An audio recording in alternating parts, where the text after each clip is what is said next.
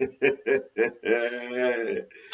yes, yes, yes, yes, yes, yes, yes. What's up, everybody? It's your boy, Mr. Dugai, coming at y'all with another episode of Dropping Dimes with Mr. Dugai. Oh, yes, I'm happy, man. I'm happy. And tonight, I'm going to talk about tonight's Game 6 of the NLCS. You had the Atlanta Braves beating the Los Angeles Dodgers 4-2 to win the NL pennant and advance to our first World Series since 1999. And Eddie Rosario, Eddie wins NLCS MVP. Before I get into this video, for everyone, if you want to give me a follow on my social media platforms, I have all that information down in the description box. May not always get a chance to respond to questions and comments on these videos, so feel free to DM me. And whenever I get a chance to, I'll get back at you. Come holler at your boy. Also, if you a Madden 22 player on Xbox One, I'm gonna have my Xbox One gamer tag down in the description box also. Oh man, y'all gonna hear beeping noise throughout this video. Y'all please disregard that. I do apologize for the inconvenience. Oh man, also before I start, a big shout outs to my boys, man, my classmates, my boys Garrett and Bradley. I went and watched the game with them. They big diehard Braves fans also. Salute, bro, and hey, I enjoyed it, man. It was a blast. And it was just fun. I had a great time with y'all tonight, man. Woo! Oh wow. Where do I begin? Look, man, this team, if you would have told me before the year started that the Braves would get to the World Series, they would beat the Dodgers in game 6 at home in the NLCS, I'd have been like, ecstatic. I'd have been like, oh, yes, I signed up for that. But then I'd have been thinking, maybe Soroka threw a couple of games where we only gave up like 2 hits or something like that. I'd have been thinking Ronald Acuna probably would have been NLCS MVP. Marcell Ozuna probably had a big series in this matchup. I would have been thinking things like that. I wouldn't have been thinking that Mike Soroka would have not pitched at all this year. Ronald Acuna would have tore his ACL. Marcell Ozuna would have been off the team, because of personal issues. Travis d'Arnaud missed 60 games this season. Max Fried missed some starts. Ian Anderson missed some time. Who was emerging early in the year, missed a lot of time because of a self-inflicted injury. All these things going on, and we get Adam Duvall back. We bring in Jock Peterson. We bring in Jorge Soler.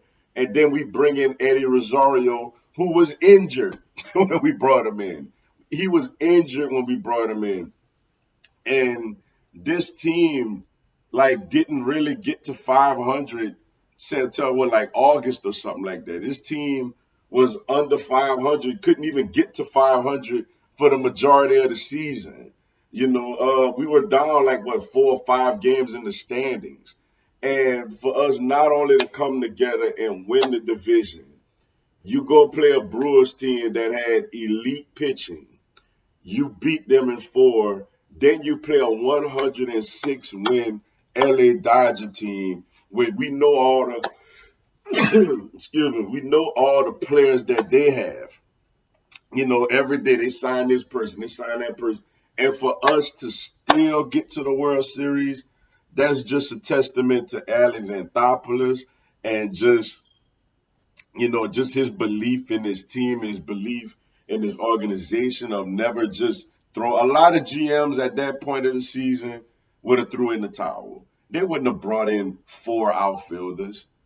Ronald Acuna out, Soroka, these guys out. Well, it's just not our year. A lot of GMs would have just accepted the fact that it's not their year. Let's get healthy. We'll go get them next year. No, he brought all these guys in and hardly gave up anything.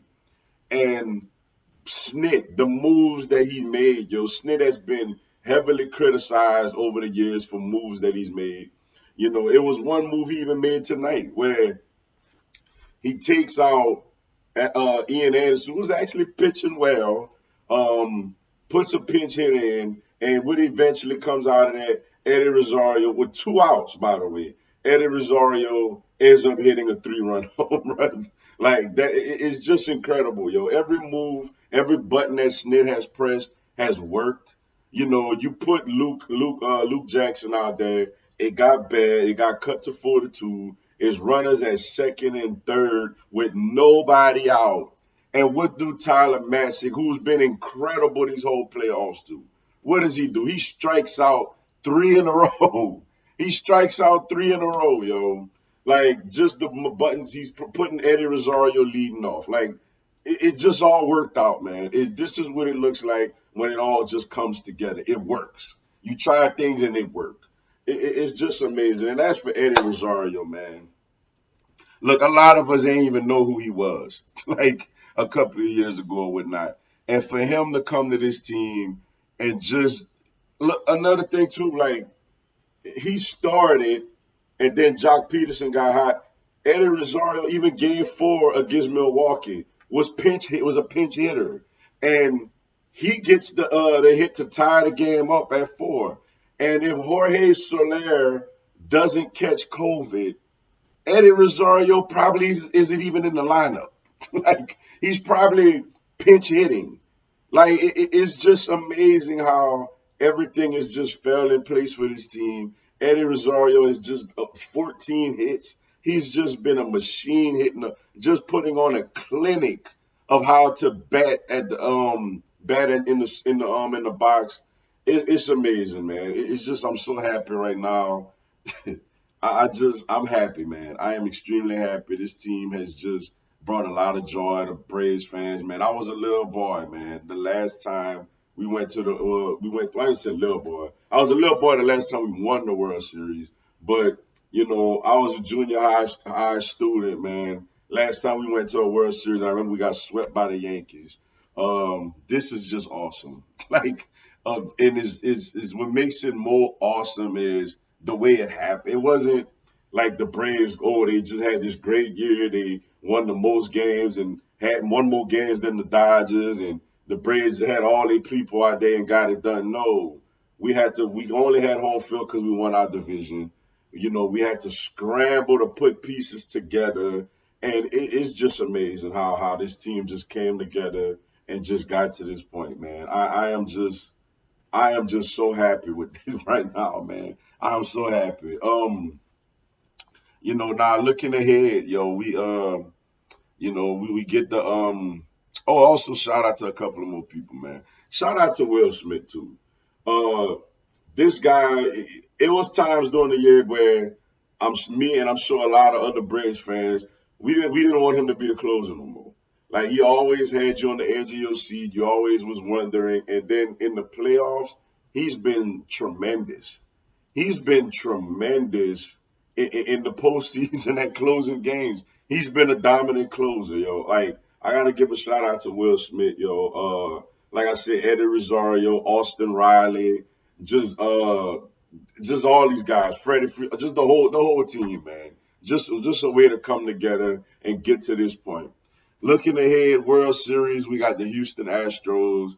They're gonna have their first two over in Houston, and three in Atlanta, and the last two in Houston. Wow. I'm gonna say this: the Braves got a shot.